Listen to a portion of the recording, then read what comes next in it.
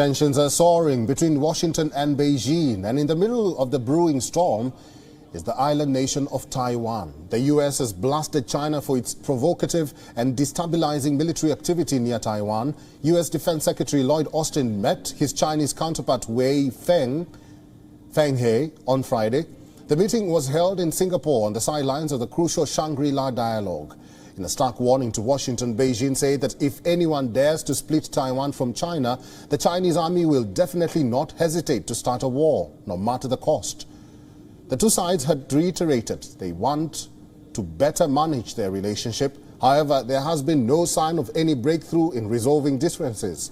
In fact, Austin had pointed out that there had been an alarming increase in the number of unsafe and unprofessional encounters between Chinese planes and vessels with those of other countries.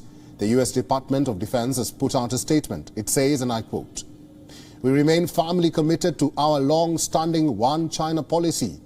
We categorically oppose any unilateral changes to the status quo from either side. We do not support Taiwan independence. Again, we do not support Taiwan independence. We remain focused on maintaining peace, stability, and the status quo across the Taiwan Strait."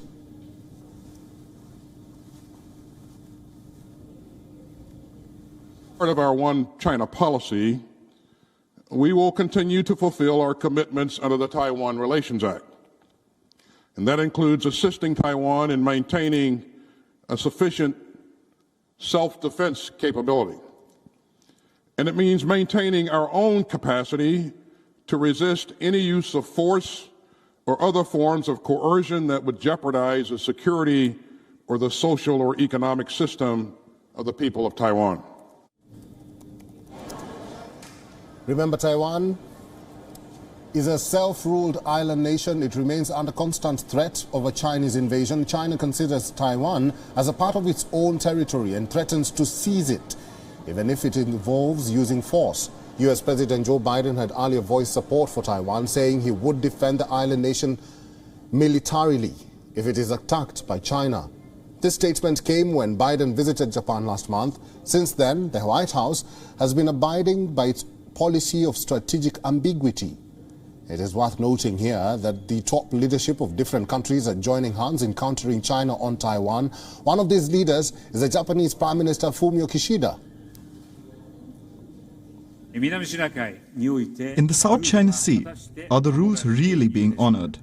Neither international law, in particular the United Nations Convention on the Law of the Sea, to which all relevant countries agreed after years of dialogue and efforts, nor the award rendered by the arbitral tribunal under the convention is being complied with. Members of the Five Powers defense arrangements met in Singapore on Saturday. When asked about their position of China's growing domination, Australian Defence Minister reiterated the importance of groups like AUKUS and Quad. To this arrangement is unwavering. And also an opportunity to allow us to prioritise and regenerate our military and our cooperation collectively as we seek towards perhaps another 50 years in carving out a future legacy for us. Well, joining us now is Edward P. Joseph, who is a faculty of Johns Hopkins School. Edward, good to see you and welcome to WION.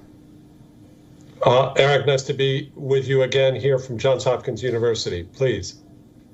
Let's talk about the Taiwan standoff between the U.S. and China. The U.S. has for long vouched for Taiwan's sovereignty, but this recent statement, and I'll read it to you, that the U.S. remains firmly committed to the long-standing One China policy and categorically oppose any changes to the status quo from either side. The U.S. does not support Taiwan independence. Edward, what do you make of this statement? Is the U.S. softening its stance on China, perhaps?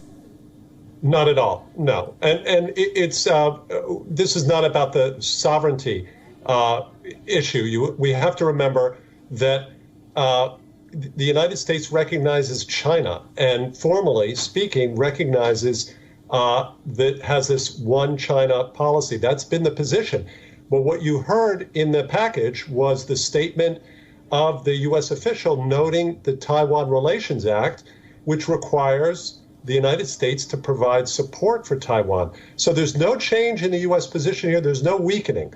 The U.S. is simply sending a signal to Beijing that the Washington, is not the one, and this is very important, Eric, Washington is not the one that wants to alter the status quo. And the status quo is that Taiwan enjoys effectively independence from China. It enjoys its standing as a productive major economy and democracy.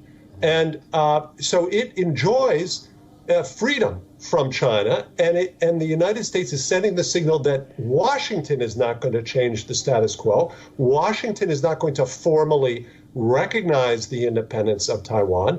And at the same time, Washington will, and again, this is the other signal here, against weakness, signaling strength and determination to Beijing, Washington will fulfill its commitments to Taiwan to provide it with the military assistance it needs, and for the U.S. itself to remain highly present in that region should China decide to change the status quo and commit aggression against Taiwan. That's the message, Eric. Please.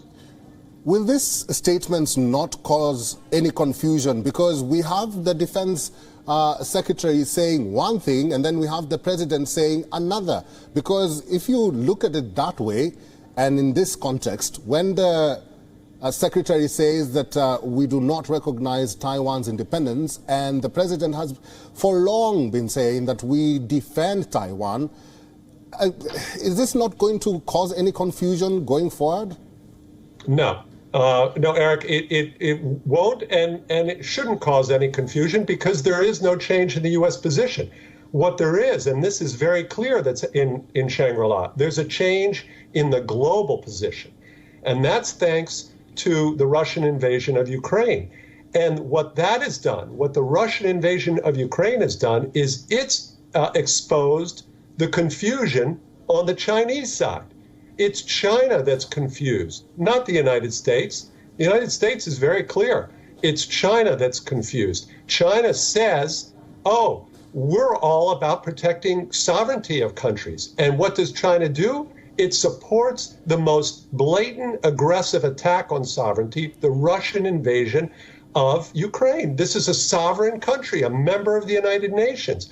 Blatant aggression condemned by the UN General Assembly and not condemned by China. China refuses to condemn the invasion, refuses to call it an invasion, and at the same time claims this sovereignty over Taiwan. The confusion is on China's part. And that's what the invasion of Ukraine has exposed. China wants to have it both ways. It wants to say, oh, we're a sovereign nation. You don't examine anything we do on Taiwan, on Xinjiang, on Hong Kong. You don't have any right to look at our abuse of human rights, of 1 million Uyghurs in refugee camps, because we're a sovereign country and sovereignty is everything. And in turn, at the same time, China backs this brutal assault on sovereignty condemned by most of the countries in the world. Please. Okay, having in mind all that you've said, Mr. Edward, finally I'll ask you this. Will these efforts by world powers and groupings including AUKUS and Quad to counter China's expansion and influence in the region eventually work? Or are they making an isolated China more stronger and assertive? It will work, and China is not isolated. And Edward Joseph and everyone else knows that China is not isolated. China can trade and does trade with all of these countries. But what we heard from the Japanese Prime Minister is that Japan, along with the United States and along with its Quad partners, will not tolerate this growing aggression by China in the region. China, there's no such isolation of China. That's complete misnomer. China is welcome and free to communicate and trade and interact around the region, and has strong trading relationships even with Taiwan, even with South Korea, even with Japan. So the notion of China being isolated is not at all appropriate, and that word should not even be used. The question is that China's own brutal, its own efforts at what Secretary Austin called aggression and bullying of the same type that we see by Russia in Ukraine. It's very simple for your viewers, Eric. It's about whether the world supports the rights of sovereign nations to decide their course, or whether it supports aggression and bullying from more powerful neighbors. Very clear. Please. We'll have to end it there. Thank you very much. WION is now available in your country. Download the app now and get all the news on the move.